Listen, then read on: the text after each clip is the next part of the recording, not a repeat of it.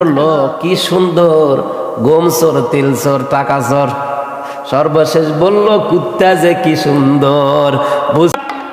তারা চায় তাদের মুখের ফুৎকার ওই সময় আল্লাহ পাক বলেছেন তারা চায় তাদের দেশের ফুয়েল দিয়ে, শুকুরের রক্ত দিয়ে, মাংস দিয়ে কোরআনটাকে তারা কর্তৃত্ব করে আগুনের ভিতরে জ্বালায়া দিয়া সারা পৃথিবীর মানুষদেরকে আতঙ্কের ভিতরে ফালায়া দিবে। হে নবী, আপনি মন খারাপ করবেন না, বাংলাদেশের মুসলমানেরা কষ্ট নেবেন না, পেন নেবেন না। আল্লাহ পাক সর্বশেষ বলেছেন ওরা যতই ষড়যন্ত্র করুক না কেন আমার কোরআন নিয়ে, যতই ষড়যন্ত্র করুক না কেন রসুলের হাদিস নিয়ে, আদর্শ নিয়ে, আমি আল্লাহ বলে দিলাম, ওয়াদা করলাম, আমি আল্লাহ তোমাদের কাছে ওয়াদাবদ্ধ হলাম, দায়বদ্ধ হলাম।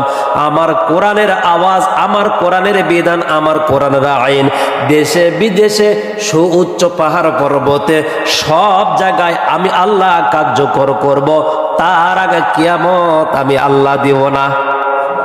ওয়ালাউ কারিহাল কাফিরুন,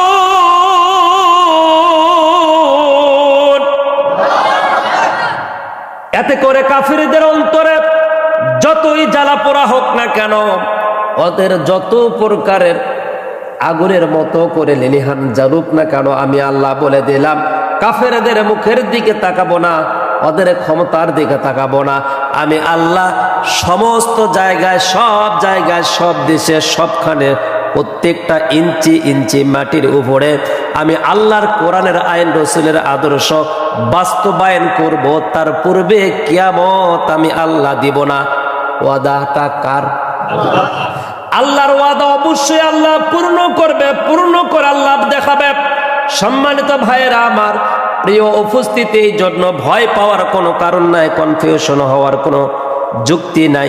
কিন্তু আমাদের দায়িত্ব, কর্তব্য, আমরা আমাদের নিজ নিজ অবস্থান থেকে আমরা প্রতিবাদ করব। কেননা আল্লাহ পাক বলেছেন তা'মুরুনা বিল মা'রুফ ওয়া তানহাউনা আনিল মুনকার, তোমরা ভালো কাজের আদেশ করো, অন্যায় কাজের বিরোধিতা করো, একেবারে সর্বশেষ না পারলে অন্তর দিয়া ঘৃণা করো। এতটুকু করলেও তোমরা ইমানদার হিসাবে আল্লাহর কাছে বিবেচিত হবে। আমি ওয়াজ দিয়া, আপনি হয়তো বা লেখা দিয়া, আর একজন ফেসবুক দিয়া গাইবান্ধার একজন ফকির এবার প্রতিবাদ করলো কি সুন্দর গম চোর তিল চোর টাকা চোর, সর্বশেষ বলল কুত্তা যে কি সুন্দর। বুঝতে পেরেছে নেতারা গেছে গানটা কোন দিকে। যুবকেরা ঠিক আছে না? গম চোর, টেকা চোর, এরপরে ভোট চোর, সর্বশেষে বলতেছে কুত্তা যে কি সুন্দর। কুত্তা ভুক ভুক ভুক ভুক করে, তার মানে গান দিয়া ওই একজন মাজার পূজারী, ওই একজন ফকির, কিন্তু বেচারার মাথার ব্রেন অনেক ভালো, বুঝতে পারলেন? যার কারণে সর্বশেষ আসে বলতেছে কুত্তা কি সুন্দর।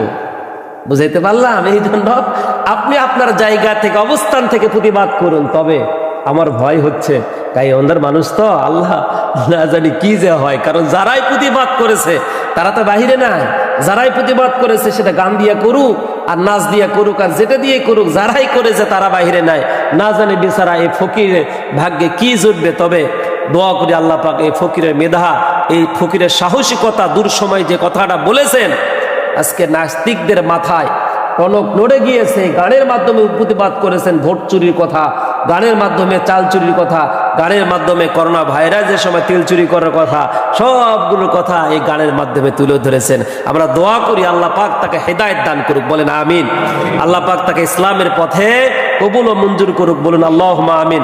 সম্মানিত ভাইয়েরা, প্রিয় উপস্থিতি, আল্লাহ পাক আমাদের গাইবান্ধায় কিছু কিছু ভালো মানুষ দিয়েছেন, বিশেষ করে এই ধরনের একটা ফকির, এরপর আর একটা সিদ্দিক স্যার, আর পরে আমার মামা তো আসেনি।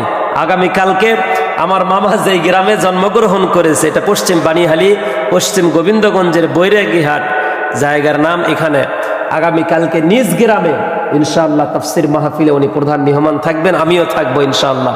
অনেক মানুষ এই কথা বলে যে হুজুরেরা বাহিরে থেকে আসে, দূরের থেকে আসে, এই জন্য অনেক লোক হয়, কিন্তু নিজ গ্রামে তেমন ভালোবাসে না। নিজ গ্রামের মানুষেরা হুজুরদের কথা শোনে না।